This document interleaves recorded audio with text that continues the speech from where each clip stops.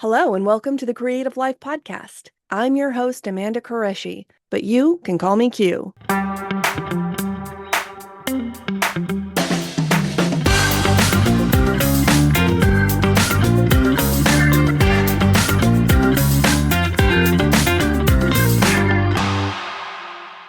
Okay, good. Welcome to the Qreative Life podcast, Hollie Hardy. How are you, ma'am? Wonderful. Thanks for having me. Excellent. To my listening/viewing audience, Hollie Hardy is an Austin-based poet. Her latest book is Lions Like Us, which I purchased at GabFest. We're going to put a link to this in the show notes so people can find it, as well as to your website. But I am just thrilled to have you because you and I are part of that Armadillo Author Society group. I've been in, your circle for a while, and am so impressed with your work, not just as a poet, but also as an instructor and as kind of a creative force in Austin. So I'm thrilled that you decided to join us today. Thank you so much. My favorite thing is being in different creative communities, and I've only been in Austin for 5 years, and I had built a huge community in the Bay Area before I moved here. So really still working to find all of the poets and writers in Austin and bring people together in different ways. Yes. So the Bay Area is from whence I have come. I was actually born in Washington, but my parents moved us to Santa Clara, San Jose, that area for many years. Then I moved away, and then I moved back. Then I moved away, and then I moved back. And finally, I moved away, and I miss it so much. I miss it too. I was in Oakland for 30 years before I moved here, and I knew thousands of writers. So I'm still like, maybe I know 50 writers here in Austin, but I'm building. Yeah. There's no place like the Bay Area. And then also to come from there and then to come to Texas. It's a different landscape. It is a different, literally and figuratively. Yeah. So I always start with a little icebreaker, and I'm going to ask you, what is the last book that you read? Oh, might be sitting right here. I just literally 2 days ago finished reading You Better Be Lightning. You can see it's meaningfully tabbed by Andrea Gibson. And then last night I watched the documentary Come See Me in the Good Light, which I basically cried the whole time I was watching it. But she's a poet who passed away from cancer when she was 48, but not before she had one of the most amazing followings a poet could possibly hope to have. She was the poet laureate of Colorado, and she toured like a rock star. And so I'm teaching her in my current contemporary poetry workshop, and so I just read their book. I read their book, and working on writing prompts around their style and techniques. So, yeah. Awesome.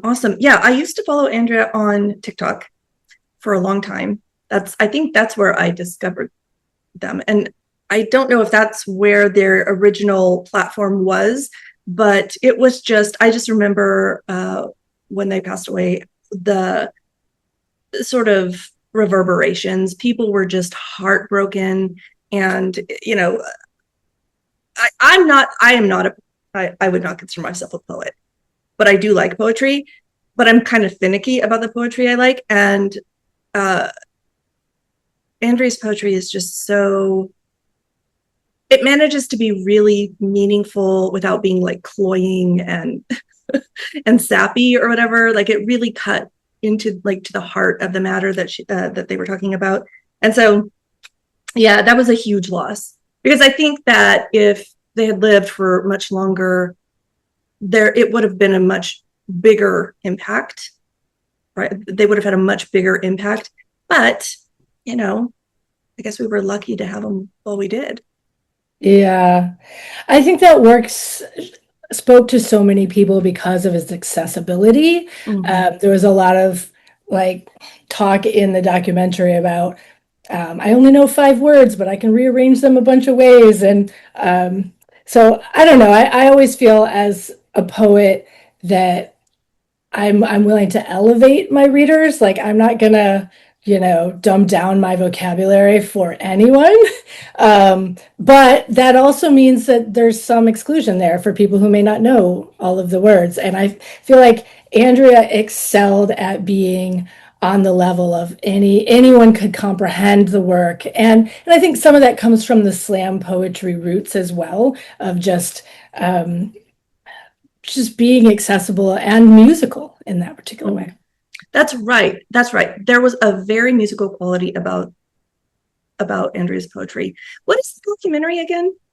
What is it called? Yeah. It's called Come See Me in the Good Light. And where did you watch it? I think I watched it on Netflix, but it might have been Apple. Okay. It's streaming. It's streaming the way. Yeah. Did you is that book that you're reading, was that published posthumously or during your lifetime? I think it came out when they were still alive. It was 2021, and that was the same time I think they were making the documentary. Yeah. It was definitely still. Okay. Yeah. Good. Okay. So I've had a couple people on this podcast that are poetry writers. If not, that's not even if that's not their main thing, they do write poetry. Honestly, I think everybody writes a little poetry. I mean, I don't know anyone who that does. idea. Yeah, I know it's not true, but I love that idea. Everyone writes a little poetry. It's true. I think it's true. Even if it's bad, even if it never sees the light of day, I like to think, I mean, I do. Sometimes I'll just scribble on a napkin or something, right? Like there's something to be said about that. But you are an actual poet, like a real poet. So talk to me about your journey and how you got to this place. And I want to start when you were much younger, because when I say everyone writes poetry, a lot of the time, I think we start writing when we're young. Like I had some pretty terrible poetry in middle school and high school, right? And I think there's something about that age where we just want to express ourselves. And I was so heavily influenced by music, and poetry just seemed like a natural thing to do. And so I wrote a lot of really shitty poetry. And I think I do believe a lot of people do that, even if they don't want to admit it. So talk to me about what was your entry point into the world of poetry, and how did you decide to actually make this your occupation? Okay. Well, before I answer that, I want to respond to sort of what you're saying about everybody writes poetry, but you also said, but I'm not a poet. And I feel as a teacher of poetry that there can be so much gatekeeping. And I think that there's also a lot of imposter syndrome because, adults starting out, we have these ideas that you're either a poet or not, you have talent or not. And I really believe that poetry, like anything, is a learned skill. And it is something you can develop, and that most people start out bad at it. Right? And I think that if they get shut down in those early stages of bad writing, oh, you're not a poet, or you can't call yourself a poet, that's just heartbreaking to me, because of course you are. And so there's definitely students of mine that were told I'm not, like, I would never dare to call myself a poet. And I try with every class to say, you're here, you are a poet. If you are writing a poem, you are a poet. And to not make those distinctions and hierarchies, and really just give everyone permission to think of themselves as a poet, and even to take themselves seriously. Like, it's a big deal. I didn't even know one could take themselves seriously as a poet until I've been doing it for quite a time. And so I just really want to make a more inclusive idea of poetry that isn't just like, oh, all the words, Yeah. Well, I have a question about this just real quick, because, and this just might be me, but I have a sense that of all the creative pursuits that you can do, and I've dabbled in all kinds of bullshit, right? I feel that proclaiming myself a poet, or even sharing poetry publicly, is the most vulnerable thing, and also it comes off as the most cringy. And I don't know what it is about poetry specifically that gives me that feeling, right? Because like I've done painting and it's shitty painting, but I'll throw it up on Instagram and be like, look, I made a shitty painting. But it is like so embarrassing to share a poem. Why do you think that is? Well, why do I think that is? I don't know the answer to that, but I know what you mean. I also like am surrounded by so many poets and writers that are so wonderful at it. And I've also guided so many poets from their cringy to their excellent over the years. I've been teaching for 15 years, and I think if you can go into looking at like what's cringy about this, there's always something to learn from it. Like it's because you're using a cliche, or it's because you're pointing at something instead of showing it, or you're saying the thing instead of showing it. And there's always ways to take that cringy thing and make it less so. So I think it's just a stage of writing, and I think everybody starts there. And so like being a poet means you have to have a thick skin for rejection, but also for getting through the hard learning part. Like there's a hard learning curve where you learn the techniques that take you from the cringe. And I think there's a little bit also about doing it anyways. Like, yep, I read that vulnerable, cringy poem, and it's like being naked in public, and you do it. And on the other side of it, you feel kind of triumphant. And so I host an open mic that I've been hosting for 15 years. And it was originally in Berkeley at like a little dive karaoke bar for 10 years, and 70 people would come every time. And all range of poets and fiction writers would come and read. And we just like really cheered the most for people who are doing it for the first time. Like it's really about getting that encouragement early on. And now that open mic is online and it's international, and people come from all over the world to read for 3 minutes and just to be in community with each other, and everyone is rooting for each other. So I think being vulnerable and cringy, like I think that most of the work isn't. Most of the work is really something to look up towards and to inspire the other ones. But the ones that are cringy, we're like, yes, you did it for the first time. Come with us, So I don't know if that really answers that part of the question, but it's just wonderful. Like I'm getting kind of emotional. No. The Barton Springs, when the little kid jumps off the diving board and the whole place cheers for them. That kind of collective effervescence or whatever. But I love that idea. And we don't see it enough. We live in a very competitive culture, right? We live in a hierarchical culture, and it's just so heartwarming when people are willing to acknowledge, hey, we see you're doing something scary and vulnerable, and yay, that's awesome. We've all been there. I think too, like adults don't like to be learners. Like we like the idea of learning something new, but we don't like to be bad at something. And so I think that in American adults in particular, this culture, like when we begin, we secretly hope that we're already good at it. Right? We all do. We're like, I hope that this poem needs no edits and that it's already perfect. Or I hope that I just came out knowing, but like no one is already born good at it. And so that's the hardest part to get through, of like knowing like it's okay that I'm not already good at this and I can get better. It's not that I have no talent. It's just that like we have to stay with problems. Like my favorite Einstein quote is, it's not that I'm so much smarter, it's just that I stay with problems longer. And so I think that's true of writers, whether it's poetry or anything. Like your first idea is not usually the best one, it's the one that everyone has.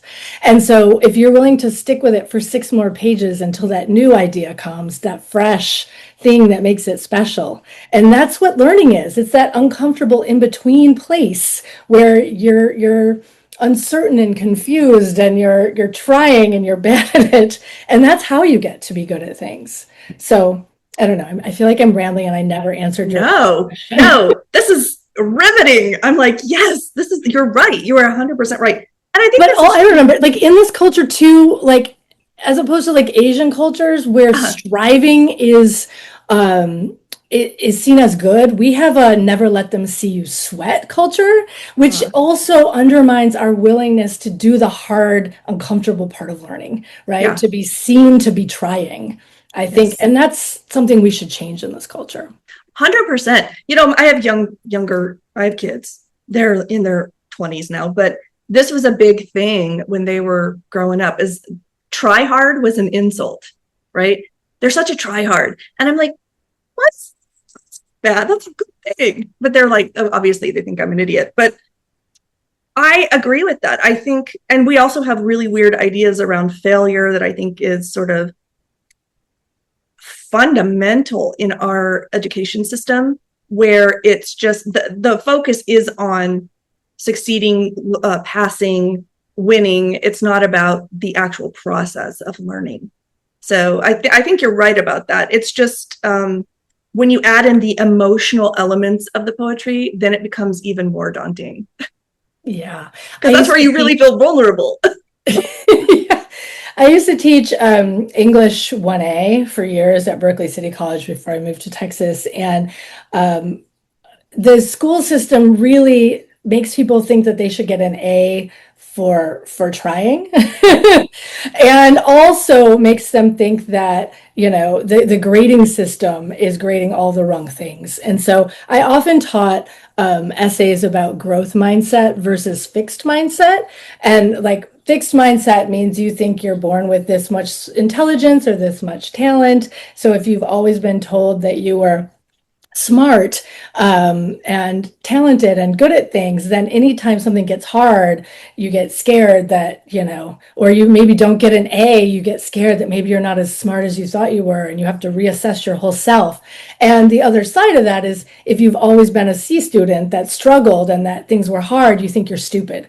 And so like getting that out of the way, and the ways in which grading has ruined children for learning. Because the A student that finds something hard doesn't want to have to try, and the other students don't realize that trying will get them there. And so thinking about the growth mindset is the same mindset where you can get better at it if you try, if you're willing to try. And that translates to adult learning of poetry or art or fiction or whatever it is you're doing, any kind of creative endeavor. So I don't know. I think if we start teaching children that trying is how you become smarter and better and more talented, that we'd have a better culture. People would work at it. Yeah. Amen. Okay, let's get back to you. Okay. So you asked me a question about how I got started and Yeah. how I became, why am I a poet? Yes. I loved reading and writing really early. Like I could read before kindergarten. I was already reading books every day, and I had like vocabulary word cards in the height chair, and was spelling them. And I always just loved learning. And in school, I wrote a short story in first grade, Bubbles Learns to Tie, and it was published in the newspaper in my small town. And I decided then that I was going to be an author and a teacher. And that was like, when you're, what do you want to be when you grow up? That was what I wanted to be. And my mom was always in school, like getting another degree. And so I sort of, college was like an exciting adult thing to go towards. But then I ended up moving to California from Michigan. And I think I also I discovered Emily Dickinson when I was about 12. And so I was writing, I loved Hope is the Thing with Feathers. That poem was very inspirational. And I loved Shel Silverstein when I was a kid. And I read those books over and over again. And I started reading Shakespeare in high school. And so those rhythms and iambic pentameters were interesting to me. But I thought I would be a short story writer or a novelist. And so I didn't realize that you could get a degree in creative writing. Like I didn't even know that was a thing. I moved out when I was 16 on my own, and I was still in high school and, working and going to community college for high school credit. And when I got ready to transfer to San Francisco State, I was just going to get an English degree. But I didn't realize you could study creative writing. When I found that out, I had this big decision to make because it seemed like you would not make money. And it turns out that was correct. Wait, what were you thinking? That's amazing. What were you thinking of before? What were you initially going to go to? I just figured I'd be an English professor, you know? I see. But not like a creative writing path is I'm going to be a writer versus I'm going to be an English professor. And you can do both, obviously, but like to really focus on learning how to write well. And I took that risk and I took all the classes. I took novel writing and playwriting and short story writing and flash fiction and poetry. And it turned out that I wrote a lot of poems and I didn't realize how vast, like how many ways there are to be a poet, how many kinds of poetry, how different the genre is vast. And once I started to read all kinds of other poets, I realized, oh, wow, this is, there's so much here. And so when I applied to grad school, I actually did so because I ran into my community college teacher who I'd taken 5 writing classes and English classes from over the years. And I ran into her at the movies and she said, what are you doing with your life? And I said, well, I'm trying to decide if I'm going to go to grad school. And she said, well, if you get a master's degree, I'll give you a job. Like, do you promise? But do you promise? And she said, yes. And so it took me 5 years and I kept reaching out to her every year and saying like, I'm still coming, save a job for me. She's like, you'll probably have to teach comp. And I'm like, okay. So I did, I ended up getting a MFA in poetry. And then I started teaching at Berkeley City College immediately, which without even interviewing, which was the most amazing thing ever. And I taught there for 8 years. So yeah. That's amazing. A couple things. One, that just tells me how important it is to have those kinds of relationships, right? And to maintain those relationships over the years. And I say that because a lot of young people these days, they really view learning as transactional rather than relational. And I think we're all poorer for that. But even if you're not interested in like having community, which I don't know why you wouldn't be, there is legitimate career advantages to like having those relationships and maintaining them with people that are much older, much more experienced than you. The other thing that's and young people. I have Gen Z people in my classes, and I have people in their 70s and 80s in my classes, and I, as a teacher, learn from both of them. Excellent. Yeah. Yeah. The other thing, there's an episode, I think 2 or 3 episodes back, where I'm interviewing a friend of mine who is an attorney, but she has now decided to throw herself into writing poetry, and she's doing it at MFA now. I think she's in her 50s, like I am, at Texas State. And we talked about this and about why, she went that path. And ultimately, she said it was because that was what she could get the degree in. I don't think there was because she was writing memoir, but there was no MFA as a memoirist. And so she went into poetry, which she said is actually really conducive to memoir.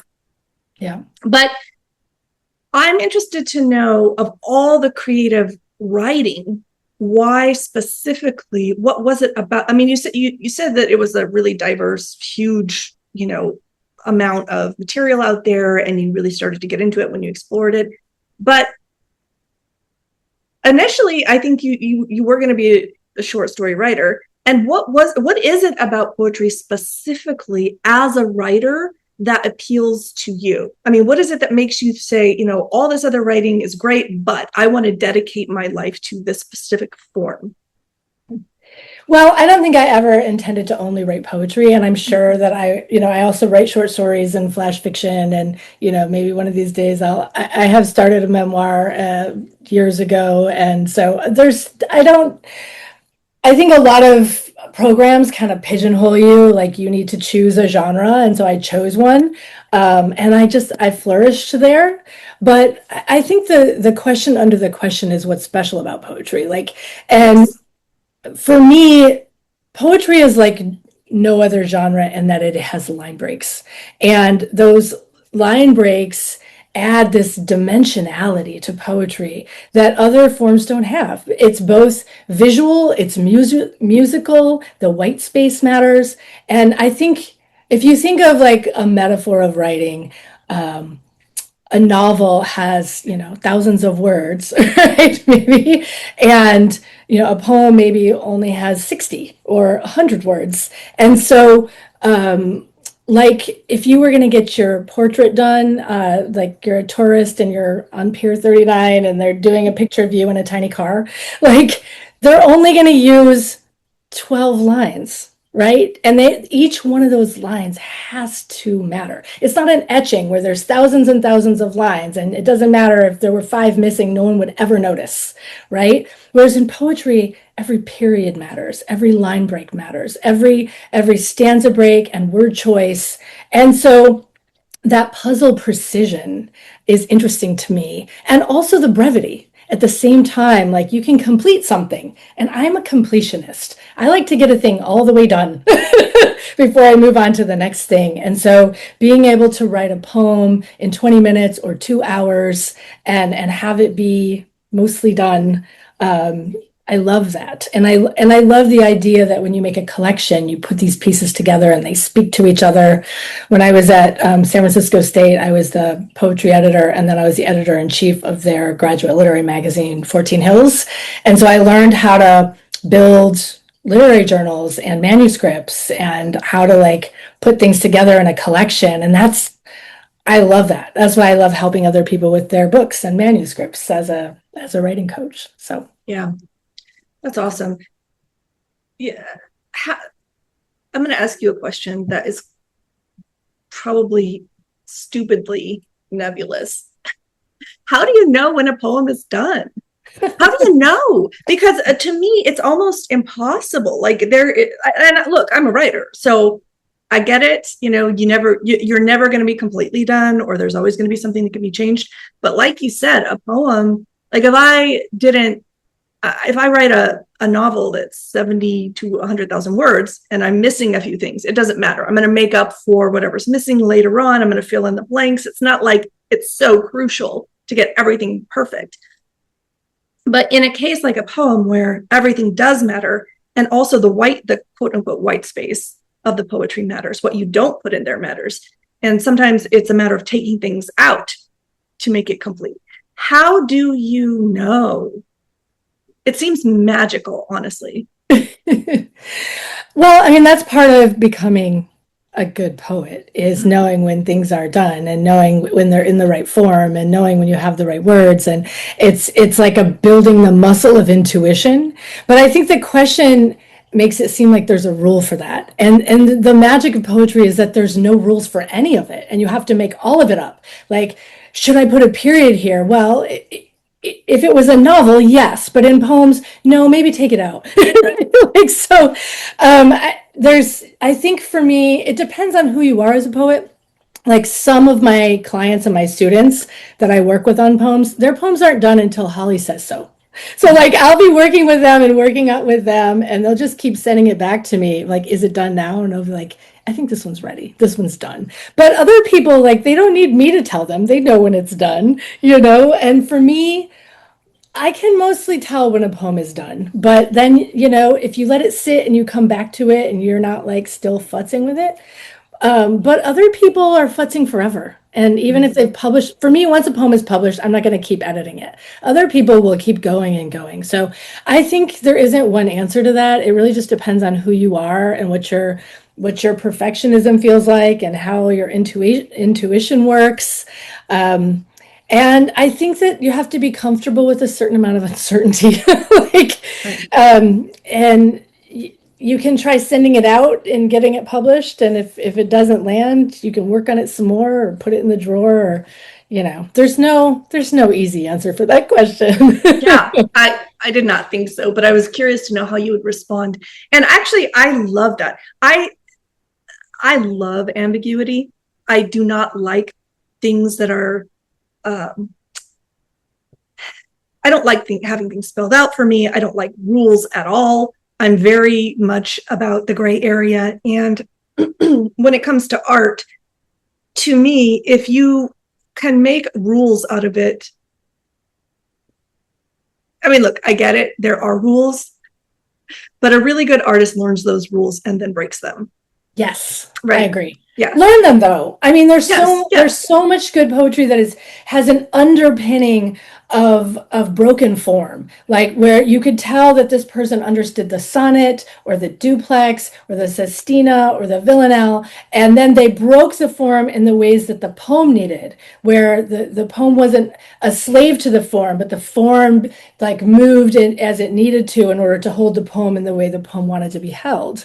And I think that that's an important thing to learn as a poet, is like when to follow the rule and when to break it. I think oftentimes form is a great example of that. Like you start with a form and there's some freedom in the constraint of it, right? Like it gets you creatively problem solving in order to make a poem happen into this weird position. But maybe the poem that comes out of it doesn't really belong in that form. And so you have to be willing to take it out and try it in another place, or start breaking the rules in revision. And so I think creating and then revising are separate but overlapping parts of that process, you know? Yeah. Yeah, I agree with that.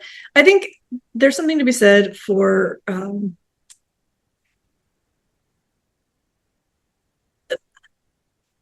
I believe, and this is probably my own weirdness, and it's a little woo, but I think there are metaphysical qualities to creativity, right? I think that there are things that are not explainable. I think artists and writers, and musicians are all in the same boat, where you receive inspiration and you're not always exactly sure where it's coming from or why, and your job is to listen and then try to translate that. And sometimes what's coming to you isn't even words, and you're trying to put it into words. And it's a very I want to say holy kind of exercise, right? Yeah. Flow state. Flow state. Yeah, 100%. And I know people can get into flow state when they're coding computers and shit like that. But for artists, I think there is this thing, and it's really hard to like put that into, even that process, into words. So I'm curious to know how you teach it. Like, how do you teach somebody to be a poet? Like, and by that, I don't just mean the rules and even breaking the rules, or, comparing these different styles or whatever, but like, how do you teach people to kind of let go and be receptive, and then trust that they are the instrument, the correct instrument from which that's going to come through? I don't think that you teach that, but I think you teach the muscles that hold the space for that. Okay. And that, so twice a year, I host 30 poems in 30 days challenges, and they are robust. Like, lots of people do them. These are special. They're the best. And so I have this really cool learning platform, and there are prompts, and there are like 10 sample poems, and there are 10 ideas for getting started, sort of like Praxis Poetry, which is also my weekly version of that. And in my last one, 54 people wrote with me, and we wrote every day. And we wrote a poem every day. And so the muscle you're building is sitting down to write, even when you don't feel like it, even when you don't know what's going to come, even when you're, like the inspiration hasn't struck, but you sit down to the page and you build the muscle of writing anyways. And once you have that muscle, you create space for that flow space to happen. Once you're in the writing, it happens on its own. As long as you're doing the work, the flow will happen. It's the part of us that gets in the way of getting started. That's why it's not happening, is because we aren't doing the work, right? So and doing the work is hard because there's all these mental blocks, right? There's the to-do list of dishes and laundry and things you do for money, and I think for me as a teacher, even for me, like writing can often be the last thing on my list. Even though it's what I want to be doing most, right? And yet it's the thing that ends up pushed down here. So twice a year, I get these binges where I write with my students, and I would say half the people that sign up do all 30 days, which is huge. And the other ones do a bunch, like more than usual. And so that's also to be celebrated, right? Wow. And we sit down together and we build that habit, and we teach ourselves that we can. And a lot of good writing comes out of it. And a lot of forgiveness for the bad writing, because when you're writing a lot, some is bad and some is good, but having that all together, is part of it, right? So I think the best thing you can do to build that is to just create a practice, whether it's every day or every week, where you sit down and you write, whether or not you feel like it, and you keep writing until, either a time limit goes off or until something comes. Yeah. You are a teacher. My goodness. You sound exactly like a teacher. Thank you. That is a compliment. And I want to ask you about that. So, you obviously, you went in, you got this education to be a writer, to study creative writing, to study poetry. You knew you wanted to write. You knew you wanted to be a poet. And then you always had this idea of being a teacher, but teaching is a very specific skill set as well. Not every poet can teach poetry, right? Yes. And so And so now I want to know, like, how did you get to this place? Do you have sort of a natural inclination toward teaching, or were these skills that you had to learn? And if so, how did you do that? And also, what is your favorite part of it? Like, what do you love about teaching so much? Yeah. Thank you for that question. Yes, I think I'm a natural teacher, and I always have been. Like, anything that I've learned, I've been excited to share with someone else from a very young age, of like, going to the beach at 6 years old and looking around for people I can, teach about all the cool things that let me teach you about the swing set. Let me teach you, I think I've always been a person who likes, I don't know, what my little sister, who's 3.5 years younger than me, I used to play school with her. I'd set her down in front of the chalkboard and teach her words and make her write them. And like, so I think, yes, I've always been someone who takes great joy in sharing what I know with other people, whether it's something I've learned from heartbreak, or something I've learned about getting a poem on the page, or something I've learned about, Japan. Like, whatever it is, I'm a sharer. And I think as a teacher of poetry, I just take so much joy in helping guide others on their own journeys. Like, I get messages every day from students that are like, I got this poem published and I wrote it in your class, or can you blurb my book, or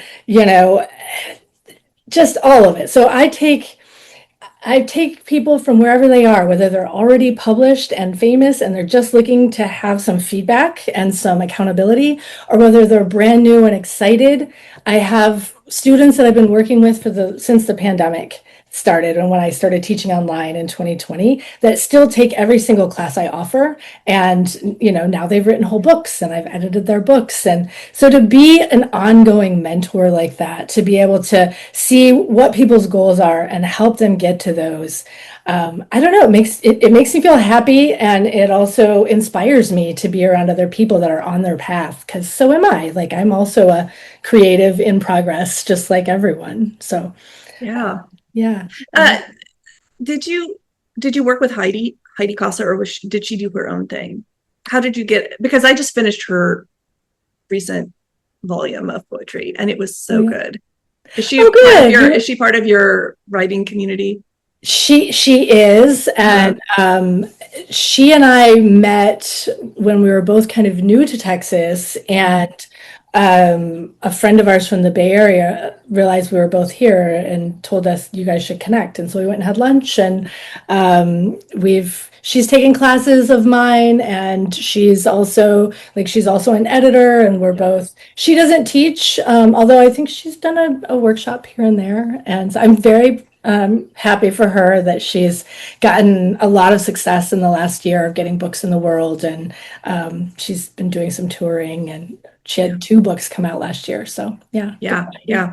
You seem to how do I say this? There are a lot of people who teach things in this day and age, especially with the accessibility of being online, who are more like coaches than teachers. How do you define the difference? So I define the difference as one is more, I think you can be both at the same time. But I think a lot of people don't have the actual knowledge and skills, and they're not there teaching the skills. They're more there to encourage and like, go you, this is great. This made me, this is my feedback. I read this and this is what it made me feel like, blah, blah, blah. Whereas a teacher, I think, would be very specific about, this is why this word works here. And this is why you might want to break the line here, like a much more of a technical type of thing. And I can tell by your work, by Heidi's work, by the conversation that we're having, that you are a teacher. And I would assume that coaching is part of that. But I would classify you as a teacher. I mean, not only because you have taught in like academia, but also because of the way that you approach communicating about these things, is that you are as concerned about making sure people know the legitimate pieces that are required to go out there and call something a poem, as opposed to just like a Hallmark card, which I guess is poetry, but like, I don't know. Yeah, I don't consider it poetry. I'm definitely a teacher. I definitely have the skill set and the knowledge, and I have a very sharp eye, and I'm very skilled at saying why something is or isn't working, or why I'm making a suggestion. Like because there aren't right and wrong suggestions always. Like you could break the line here or here, and here's why this would work, and here's why this would work. So I'm very good at that, and I'm also good at helping to teach foundational techniques and mid-level and advanced level techniques as well. But I don't think that you can be a good teacher without also being a cheerleader for the success of your students. I'm very accessible. I'm very like there to emotionally support the journey, because I think so much of being able to be a poet is having someone hold you up along the way, because it's such an emotional journey. And because it's so vulnerable. That's what we started talking about here in the beginning. Like, I feel vulnerable when I share a poem, like, and having someone be like, that's okay, and I got you. And if you get writer's block, my students know that they can call me and I will unblock them. Or if they feel stuck on an assignment, or if they don't know what to do with some feedback they got, or they feel confused, or if somebody says something about their work that they're struggling to process. I don't know. So I've often been told I should have been a shrink. So I think not that I should have, but that I also would be a good therapist. And when I was in third grade, I used to, like, on my lunch break, other students would come and tell me about their problems. So I think that there's an aspect of that to teaching for me, where I'm here for you as a friend and as a teacher and as a cheerleader. And I really get in, like, I don't have students that I'm not also friends with, you know what I mean, that I don't care about. And I think that, like, some people keep a really hard professional line, and for me, it's always been a soft line, just because I think I'm better able to help people if I'm available on that level. And some people take advantage of it, and some people don't, and that's fine. But yeah, I do think I'm good at what I do, and I sometimes feel like I'm a better teacher than I'm a poet. And when I ask people that, they're like, "No, Holly, you're good at both." But like, for me, I'm proud of what I'm able to do as a teacher. That's awesome. I'm picturing you, little Holly, as like Lucy from Peanuts with her little "the doctor is in" box. A little bit. 25 cents. Yeah. That's so funny. Yeah. So you were published in the first grade. That's got to be a record, right? Like you had it. Do you still have that story? Yes, you do. I do. Amazing. So talk to me about your publishing journey. Okay. Because that is a whole different ball of wax, right? Like it's one thing to be a teacher. It's one thing to be a poet, but then to work through the publishing aspect of it, which some people are being published, through large publishing houses. Many poets, however, just because of the way that our society is and the things that we value, they either self-publish or they go through smaller indie houses. And I'm curious, and I'd like you to share for folks that are listening about your journey in getting your work out there, getting it published, and promoting it, and all of those things that you've had to do on top of everything else, so that you have a book that you can hold in your hand and sign it so nicely. Yeah. So my first book, How to Take a Bullet and Other Survival Poems, I wrote in my MFA. So it was my thesis. And then, and it was pretty much done by then. I may have done a little bit of revising, but when I graduated, I started sending out the manuscript. But at that time, it was 2014, so I probably started sending it out in 2013, and I sent it out for maybe a year, but not to that many places. Like, it was still the very beginning of submittable.com. Like, it was the beginning of digital, and so a lot of places you still had to print and send a manuscript, and pay $30 on top of that. And like, it's just such a process. And without like a database like Submittable and like the internet's sort of portal to publishing was not what it is now. And so it was really confusing on, where and like what was the good places to send it. And I didn't even know. And even though I had an MFA in poetry and I had taken the business of creative writing in college, I still didn't know what the hell I was doing. So I sent it out to a bunch of places. I got some rejections. I felt, unsure about. I still believed in the book. And there was this press that a friend of mine, a few of my friends have been published on, called Punk Hostage Press.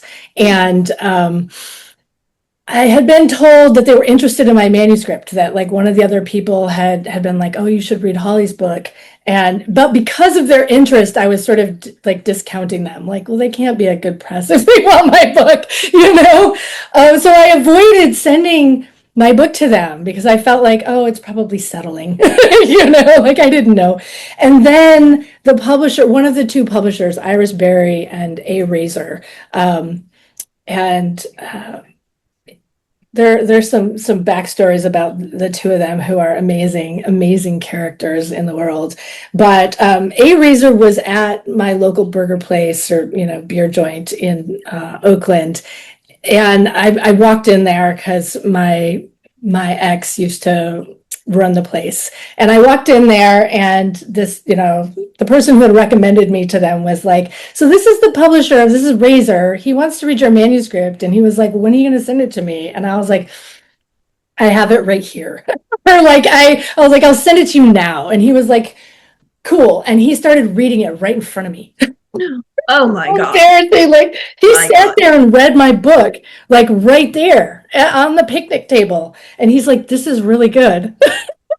He's like, we want to publish it. And I was like, I don't know. I don't know. But I ended up talking with them about it. And they're a great press. They were kind of new at the time. They've been around now. And they really gave me, I basically got to design and lay out the book myself, which I had just finished laying out stuff for 14 Hills. So I had all those skills, and that gave me complete control over how the book, like, it's beautiful. My dad did this artwork. It is fantastic. Yeah. And because my book was so well edited by me, they actually let me jump the line. They were like, we can get this out in like a year or two. And then when I handed it in, they were like, oh, it's ready. And so they published it next. And they let me buy like books at cost. And that was huge. Like, so I think my advice for people who are going on a really small indie press, if it's not like Copper Canyon or Grey Wolf or one of the, Milkweed or Button, whatever, then if you can get them to let you get copies at cost or at least low, then you can sell them on your own and still have the legitimacy of a real publisher, like choosing your work. That's a win-win. And so I had a similar situation with my recent book with Red Light Lit, and the publishers of Red Light Lit, Jennifer Lewis, had been at San Francisco State after me. And so she also had worked on 14 Hills. And so I had kind of transformed that department while I was there, and was therefore a little bit infamous around it or notorious around it. Because when I started, the release parties were pretty small and boring. And then we started having them at my motorcycle club, and like 200 people would come, and they were kind of like this underground, amazing thing to go to. And so 14 Hills became very cool. It was a lot of fun, and I learned about promoting from that. I learned how to, do a fundraiser and throw an event, and how to promote the event, and like how to put it on all the calendars. And so that was foundational for me in promoting my own work, which, as a poet, you absolutely have to do all the work. Like you set up your own events, and do your own flyers and advertising and pitching and all of that. I think you could kind of have to do it in most of the small press things now. And so having any skill in that makes a big difference. Yeah. I've heard people published by Big Five houses that they've said the same thing, that they have to do most of their own marketing and stuff. I mean, that's just, unfortunately, the nature of it. And I think there are a lot, I don't know where this comes from, but there are a lot of myths around being a writer, a professional writer, and being published. And I think that really gets in the way of people doing what they want to do. There are people that are just like, you talked a little bit about the feeling of like legitimacy of like having this small press. There's these ideas that we have, hierarchical ideas, I guess, or competitive ideas about what is legitimate and what it's not. And so you have these poor people, and I've seen conversations online where people will be like, I've had this manuscript I've been sitting on for years. I keep trying to get it published. I have all these people tell me, oh, it's great, we just can't sell it, blah, blah, blah. And so the question then becomes, are you going to let somebody's inability to sell your book be the deciding factor of whether or not it's a legitimate piece of work, right, that you want to put out into the world? How would you, I guess, guide your students or guide people who, and I'm not talking about just, anyone can publish a book now, right? It's that easy.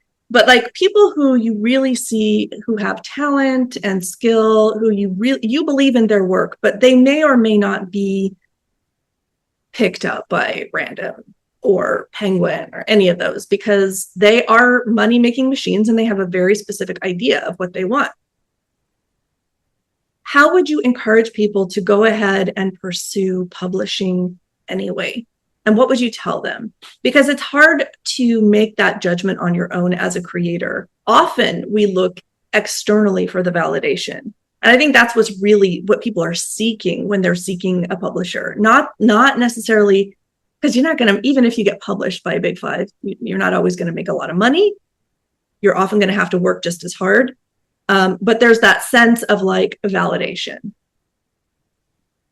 Okay, that's a really big and important question, and I think there's a lot of pieces to it. But I think that there's also a difference between publishing poetry and publishing fiction or a novel. A novel, poetry never makes money. Like it just doesn't, and it's because fewer people read poetry. It's not as mass, and so I think with poetry, you have to ask yourself why you're publishing. Are you publishing for validation? Are you publishing because you want to just have something you can hold and share with your friends? Are you publishing, to make money? Or are you publishing because you have to publish a certain amount of things in order to teach at a certain, is it career, publishing? So, and it's borderline because only some of it counts if you're trying to get an English professor job, right? But if you're not, then some of it's ego, and some of it's like, if you're going to have to hustle and do all the work anyways, you actually can make way more money if you self-publish. So if you can get out of your own way, like for me, being on small presses that allow me to one, have a lot of creative control, and two, buy books at cost. And even though I did a lot of that work, I really enjoyed having that amount of control. So for me, it was the best of both worlds, right? I got to make money off of my book because I could sell it everywhere I went. And I also got to have a publisher that, you know, even it's a small publisher, but I elevate their brand, they elevate mine, and so on. So I'm fine with it. Like, would I still love to be published on, you know, Copper Canyon? Yes. Would I still like to be able to teach at an institution that, you know, I've been a poet laureate and therefore they want me? But I feel like my expectations have changed over the years when I see how hard it is and how hierarchical and how gatekept it is by where you went to college and, you know, whether or not you won an award for your first book. So I really think I ask people what their goals are and what their needs are, and guide them from there. I've helped many people self-publish their books and get them as beautiful as possible. Like, you have total control when you self-publish, but people that are self-publishing, if they don't have a good like book coach, then, you know, a lot of times there are tells that make their book look bad. Like, the font is too big and the margins are too small and the artwork is pixelated. You know what I mean? So like, if you have that skill or if you have someone to help you, but I've also helped clients who like paid $7,000-8,000 to a self-publishing.com, and that hurts my heart, you know, because they're never going to make that money back with their little book of poems. And, you know, I end up having to do the work to make it beautiful anyways. Like, so I think that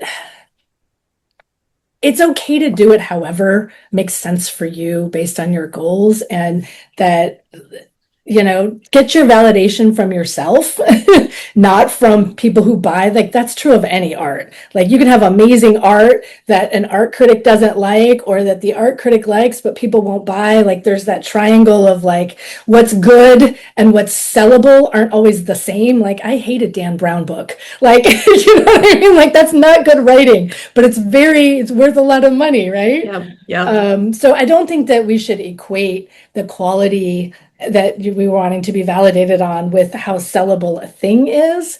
But I also don't think that we should not publish our work.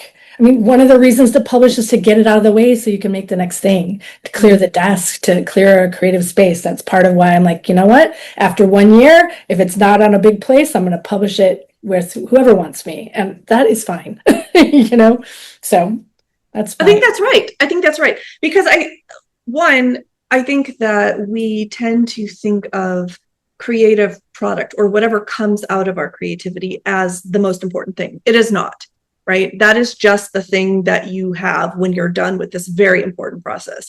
And its value there are so many factors. Van Gogh hardly sold anything in his lifetime, right? And now he's like the artist of all time. So it's not about, you know, I totally understand that. And I agree. Validation isn't the thing. And so, yes, there's that. There's the ability to like get your own validation. And then there's also this idea that creativity is not a finite resource, right? And I think that a lot of times people will write something, they'll be like, oh, I did it. And now I have to like put all my energy into making sure that this thing gets recognized and put out in the world. And no, you don't. You can write another book. You can always write another poem. You can always write another story. You can always write more. This is not the one and done situation. And I think that gets a lot of people hung up because they're like, well, you know, you put so much work into it, and not even work, but like heart and soul into your creative work. It feels anticlimactic not to have it celebrated far and wide. But then you have to go, I think you really have to stop and ask yourself those questions. Why am I doing this? What is it that I want out of this? And if you are doing this kind of work to seek validation, you will never, ever be happy. You will never feel good about it because it will never come in the way or the form or the amount or whatever, the scale that you need to feel validated. Because validation truly only comes from within. Yeah, I think that's really true. And I think that fear that you're talking about and pointing to, when you point at it, like, it obviously makes no sense. And like, when you get sick and you're sick for a couple days and you have this moment where you're like, what if I'm never well again? And I know that we all have that, and it makes no sense because of course you're going to get well. You always get well. You're not just going to die of the cold or the flu that you have. And yet I think we do that with our creativity. Like, what if this is the last good poem I ever write? What if I never write another poem? Like, I have to get this one published in the New Yorker. Like, no, you don't. Like, there's another poem in there, but it's that imposter syndrome, that what ifing. And that is the thing as a writing mentor, that you're the person that's like, stop doing that. Stop saying that to yourself. You got this. Write another poem, And I think everybody needs that. Everybody needs someone reminding them of things we already know, which is, of course, you'll write another poem, Yeah. And it might even be the best poem you've written so far. Yeah. Don't sell yourself short. Yeah. Before we go, because we're coming up on time, I'd like to ask you, just to close out, about the value of creative community, and especially for those who are still sort of forming their creative identity, or trying to, maybe put out their first published piece, or anybody that's starting out in this as an occupation. And I ask this as a person who is antisocial. And I really don't like being around other people that much. Like, I'm a hermit by nature. And yet I don't think I could have published my book if I hadn't had community. Like, it was so instrumental to me. And so I'd like to hear from your perspective, both as a creator and as a teacher of creative art, where you see the value of creative community, and what that way at the top. How do we seek that out?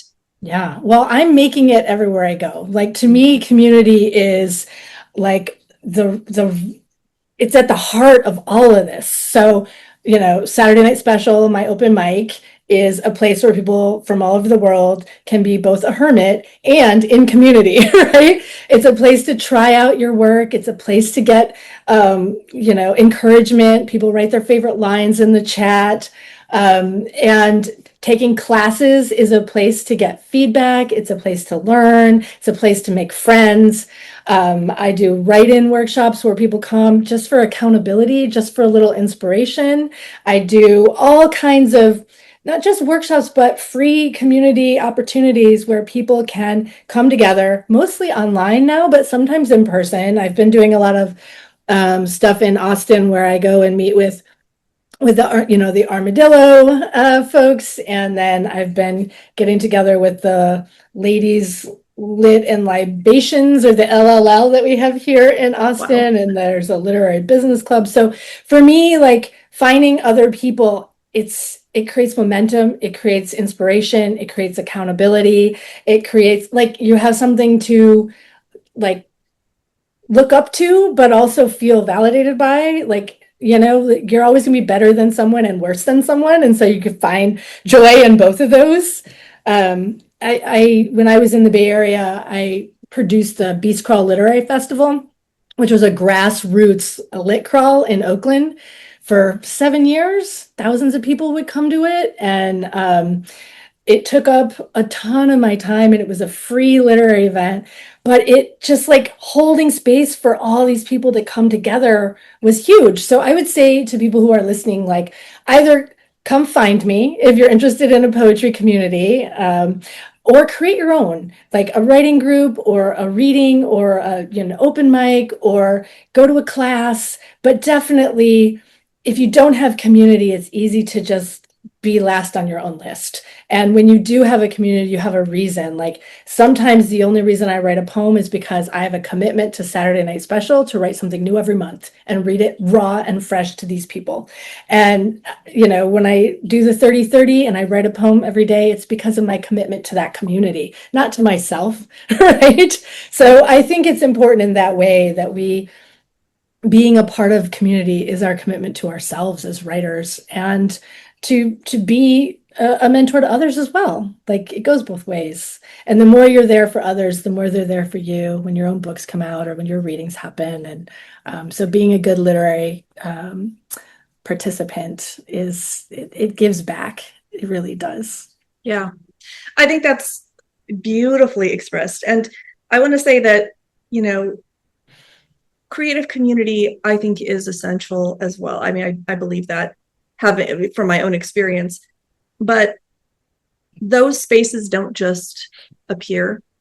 They require someone who's willing to do that work, to put in the energy, to pull people together, to foster a community that is healthy and encouraging as opposed to competitive and cutthroat. And you are such a wonderful example of someone who does that. And I'm sure it takes a lot of effort, but it just seems like this is so much a part of who you are. It just happens. It like coalesces around you. And I'm grateful to be in community with you. And I know your students and the people that have been in community with you are grateful for the spaces that you have created for them. And it's very inspiring. It's very inspiring to me to see the work that you do, not just as a creator, but also as somebody who believes in and facilitates creative community. Thank you. Yeah. I appreciate that. And I appreciate the opportunity to come here and chat with you about what we love most.